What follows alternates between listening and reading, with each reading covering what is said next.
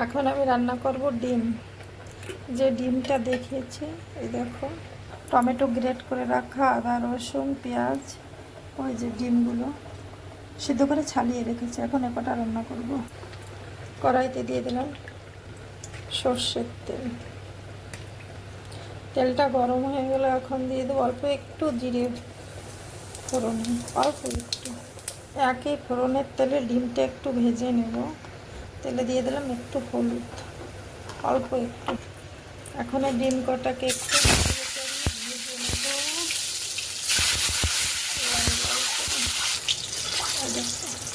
হালকা একটু হলুদ দিয়ে ভেজে নিলাম ডিম কটাকে, এবং সাথে আলু কটাকে।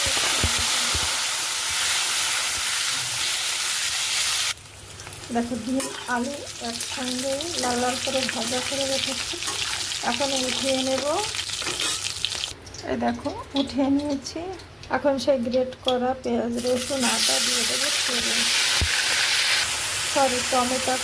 টমেটো গ্রেট করে রেখেছিলাম, রসুন এবং পেঁয়াজ। এখানে তার মধ্যে স্বাদ অনুসারে নুন দিয়ে দিই। নুনটা দিয়ে ভালো করে এখন মশলাটাকে কষিয়ে নেব। এখন একটু ভালো করে কষিয়ে নিচ্ছি পেঁয়াজ রসুন।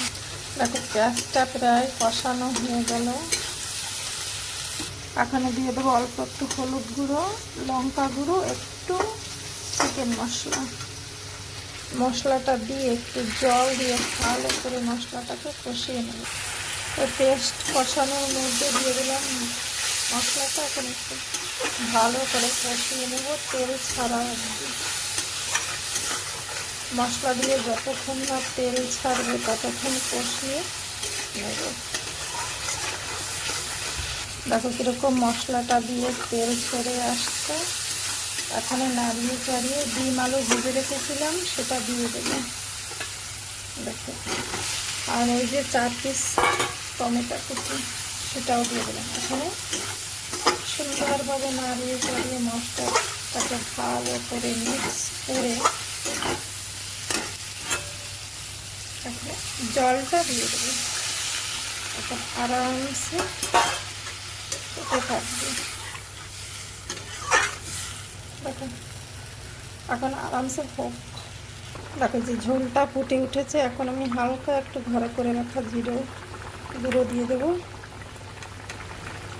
এবং স্বাদের জন্য অল্প একটু চিনি দিয়ে দেবো। ব্যাস, দেখো ডিমের তরকারির কালারটা কত সুন্দর আসছে। কিছুই তো আমি দেয়নি এত। দেখো কালারটা কত সুন্দর লাগছে। আর আমার ডিমের কারি রেডি। এখন নামিয়ে ফেলবো।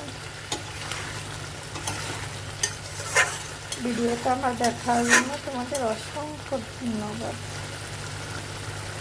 এই দেখো আমার ডিমের কারির মানে আন্ডা কারির ফাইনাল লুক। এটাকে তোমরা যে যে নাম দিতে পারো দিও।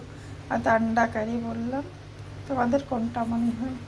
একটা হচ্ছে লাল ঝোল আর একটা হচ্ছে সাদা ঝোল। এই দুটোই আজকে আমার মেনু রান্নার।